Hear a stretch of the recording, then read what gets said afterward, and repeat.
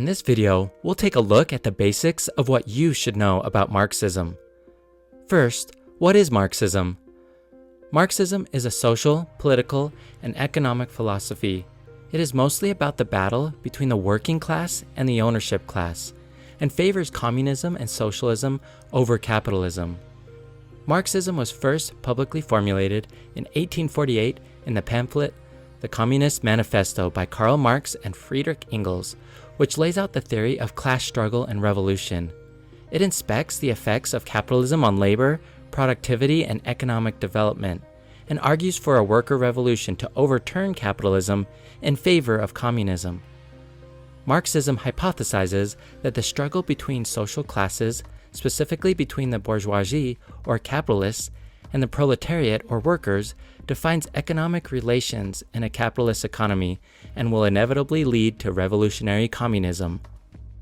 Marx's class theory portrays capitalism as one step in the historical progression of economic systems that follow one another in a natural sequence by vast impersonal forces of history that happen due to the behavior and conflict among social classes.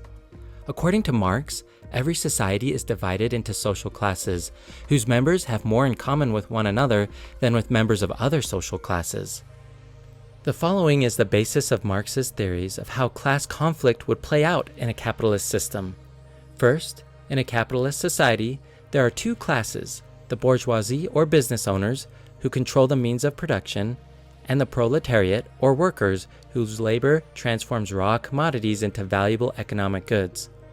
Second, ordinary laborers who do not own the means of production, such as factories, buildings, and materials, have little power in the capitalist economic system. Workers are also readily replaceable in periods of high unemployment, further devaluing their perceived worth.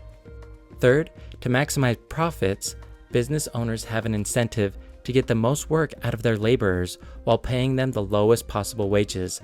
This creates an unfair imbalance between owners and laborers, whose work the owners exploit for their own gain. Fourth, because workers have little personal stake in the process of production, Marx believed that they would become alienated from it, as well as from their own humanity, and turn resentful toward business owners. Fifth, the bourgeoisie also employs social institutions, including government, media, academia, organized religion, and banking and financial systems, as tools and weapons against the proletariat with the goal of maintaining their position of power and privilege.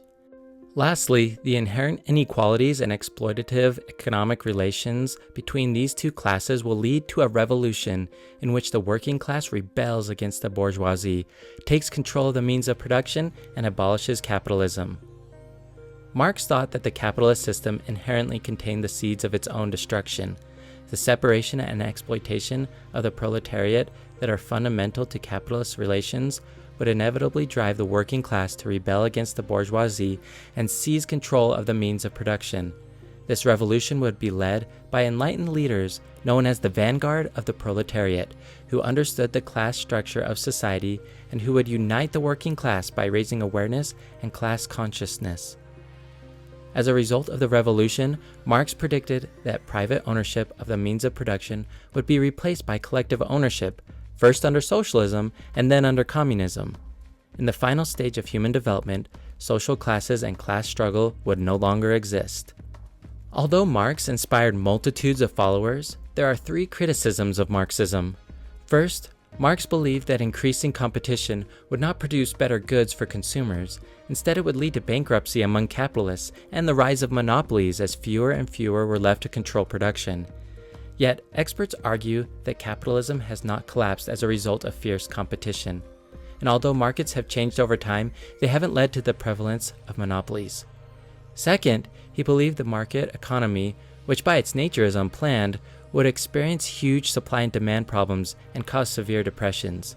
Although there have been recessions and depressions, experts believe that they are not thought to be an inherent feature of free markets.